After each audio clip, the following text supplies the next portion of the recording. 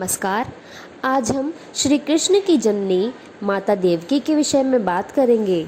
देवकी मथुरा के राजा उग्रसेन के छोटे भाई देवक की पुत्री थी। ये कंस की चचेरी बहन थी। मथुरा के राजा कंस अपनी चचेरी बहन देवकी से बहुत स्नेह करता था। उन्होंने अपनी बहन की शादी वसुदेव के साथ धूमधाम से की। कंस अपनी बहन से इतना प्यार करते थे कि उन्हें ससुराल छोड़ने खुद गए। कंस घोड़ों को हाँक रहा था, तभी आकाशवाणी हुई।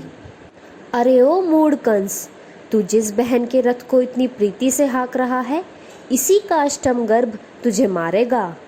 यह सुनकर कंस आश्चर्य में पड़ गया और मौत के भय से क्रोध में वसुदेव और देवकी को मारने के लिए शस्त्र उठा लिया। वसुदेव ने कंस को समझाया और विश्वास दिलाया कि उसके जितने भी पुत्र होंगे वह सब उन्हें कंस को दे देगा। तब कंस ने वसुदेव और देवकी को कारावास में बंद कर दिया। उनके 6 बेटों के जन्म होते ही कंस ने उनकी हत्या कर दी। देवकी की 7वीं संतान के रूप में शेषनाग खुद इस धरती पर जन्म लेने वाले थे। तभी सारे देवताओं ने मिलकर योजना बनाई और बिना कंस को पता चले देवकी का गर्भपात करवाकर वसुदेव की पहली पत्नी रोहिणी के गर्भाशय में स्थापित कर दिया। इसी 7वीं संतान ने ही बलराम के रूप में जन्म लिया। अष्टम गर्भ में साक्षात श्री भगवान चतुर्भुज रूप में प्रकट हुए। तब वसुदेव जी और माता देवकी ने भगवान की स्तुति करी। स्तुति करने के बाद भगवान ने वसुदेव और देवकी के 3 पूर्व जन्मों के बारे में बताया, जिसमें वो उनके पुत्र बने थे। वसुदेव और देवकी का पहला जन्म प्रशी और सुतपा का था, जिसमें श्रीहरि ने उनके पुत्र ऋषिगर्भ के रूप में जन्म लिया था। फिर दूसरे जन्म में देवकी और वसुदेव अदिति और कश्यप हुए। उस समय भगवान का नाम उपेंद्र था। शरीर छोटा होने के कारण लोग उन्हें वामन भी कहते थे। और तीसरा जन्म वसुदेव और देवकी का है और इस जन्म में श्रीहरि कृष्ण रूप में उनके पुत्र बने।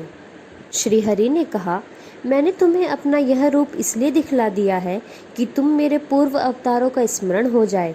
यदि मैं ऐसा नहीं करता तो केवल मनुष्य शरीर से मेरे अवतार की पहचान नहीं हो पाती। तुम दोनों मेरे प्रति पुत्र भाव तथा निरंतर ब्रह्म भाव रखना। फिर श्रीहरि एक शिशु के रूप में हो गए। वसुदेव उसे पास के ही एक गांव गोकुल में छोड़ आए, जहाँ नंद और उनकी पत्नी यशोदा ने उसका पालन पोषण किया। लौटते समय वसुदेव यशोदा की कन्या महामाया को अपने साथ लेते आए। कहते हैं कि जब कंस ने उसको मारने की चेष्टा की तो वह हाथ से छूट गई और आकाश की ओर जाते हुए उसने भविष्यवाणी की कि तुझे मारने वाला तो गोकुल में जन्म ले चुका है। भगवान श्री कृष्ण ब्रज में ही बड़े हुए। अंत में जब प्रभास क्षेत्र की महायात्रा हुई, भगवान भी अपने लोक को पधार गए। तब माता देवकी और श्री वसुदेव जी ने भी भगवान के विरह में पंचभौतिक शरीर को त्याग दिया। वे उस भगवत धाम को चले गए जहाँ उनके प्यारे प्रभु नित्य निवास करते हैं। धन्यवाद।